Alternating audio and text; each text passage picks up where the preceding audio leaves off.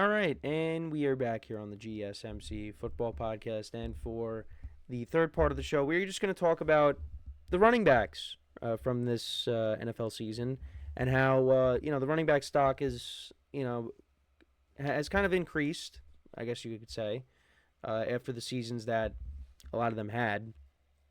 So there were a lot of changes when it came to running backs before the 2024 season. You had numerous running backs change teams, whether it was free agency, whether it was trades, and for the most part, it panned out. It panned out. Mainly, the biggest names, Saquon Barkley and Derrick Henry. Now, what I will say is, Saquon, I mean, obviously, you've heard me say it. I think all players are overpaid because of just the amount of money that, you know, isn't that is involved in sports. But for me, like signings like Saquon Barkley and Derrick Henry, well, Derrick Henry, I think he's made less money than Saquon this year. But for the Eagles and for the Ravens, for teams like that, you sign guys like Saquon Barkley and Derrick Henry, if they're available, to put you over the top. And that's where I guess like the argument comes in. Like the running back position, I think if you're a team where you're closer to rebuilding than you are competing for a playoff spot, for a championship, maybe you stay away from signing a running back. And you look to, maybe drafting one. For the Eagles and the Ravens, going into the year, these teams were Super Bowl contenders. And, well, obviously when they signed Saquon, I looked at them as, being that, and also the other moves that they made this offseason. But, like I said, these moves were made to put them over the top. Now, for the Ravens, they unfortunately got knocked out in the divisional round. But Derrick Henry, I mean, if it wasn't for Saquon Barkley, Derrick Henry would have had the best year running back has had in 2024. But that's kind of how I feel. If you're a team that has a chance to win a title, you go out and if you're looking to upgrade at the running back position, then you go out and you get that said running back. And the Eagles and Saquon Barkley, that was a perfect match. And I think the same thing goes for Derrick Henry and the Ravens. Derrick Henry had a great year. And, Derrick Henry is a little bit older than Saquon, but I think Derrick Henry's still got a couple of years left if he continues to play for the Ravens, which he's going to. They're going to look to maybe extend him. So, I would think that would be the right move. And then you also have, Joe Mixon got traded to the Texans, and he had a good year. I mean, towards the end of the year, he was not running the ball effectively, but he still put together a good season. The Texans, they let go of Devin Singletary, who ended up going to the Giants. That signing ended up not turning out to be anything special because Tyrone Tracy, their rookie running back, ended up taking over it. So, but the Texans, I mean, Joe Mixon ended up panning out. Aaron Jones had a good year for the Vikings. But we talk about the Vikings, the Ravens, the Eagles, the Texans. These are all teams that made the playoffs. These guys are brought in to, like I said, put them over the top. Now, the Vikings, I didn't expect them to make the playoffs because I just didn't know how the quarterback play was going to be. And Sam Darnold went out and he put together a really good year. And, Aaron Jones was a part of that. So, and now we'll see what happens with Aaron Jones because, he could be going elsewhere. Actually, the other running back I forgot to mention, and how could you forget, is Josh Jacobs. And Josh Jacobs played for a team that made the playoffs in the Green Bay Packers. The Packers for a moment had Aaron Jones and Josh Jacobs. And a part of me does wish that they were able to work things out and keep both of them because that would have been a heck of a duo. Now, Emmanuel Wilson, as the number 2 back, it's not bad. But I think having Aaron Jones and Josh Jacobs, that would have been a heck of a backfield. But they couldn't do it. They couldn't do it. Yeah, no, these teams really knocked it out of the park with these running back signings. I'm trying to think. Well, the Titans, they signed Tony Pollard. Tony Pollard was okay. I think it would have been better had he stayed in Dallas, but I don't know. I don't really know the situation. Did Dallas want to keep him? Dallas is the team that really needed a running back. I mean, Rico Dowdle, had some good games down the stretch, but they went out and they got Dalvin Cook and they didn't use him. I guess because they really don't believe that he's got anything left. And even in the limited playing time that he had, he really didn't show you much. So, I'm trying to think. Am I missing anybody else? I think that's the vast majority. That's pretty much all of them. But like I said, if you're a team that wants to upgrade at the running back position and you're a good team, you're in more of a position to compete for a playoff spot, for maybe a championship, then you go out and maybe you do overpay for a running back.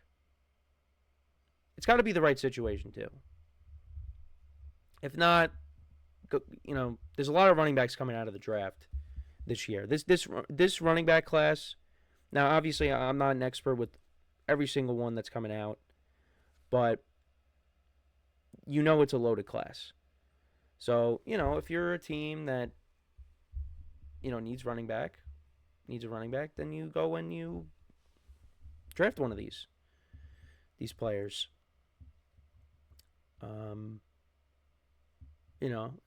Like Ashton Genty. We'll see where he ends up. But yeah, no, I mean, it really was a great year. And obviously you heard all those rumblings of the running backs. I think they were having like private meetings because teams were not willing to dish out, exorbitant amount of money to pay for running back services.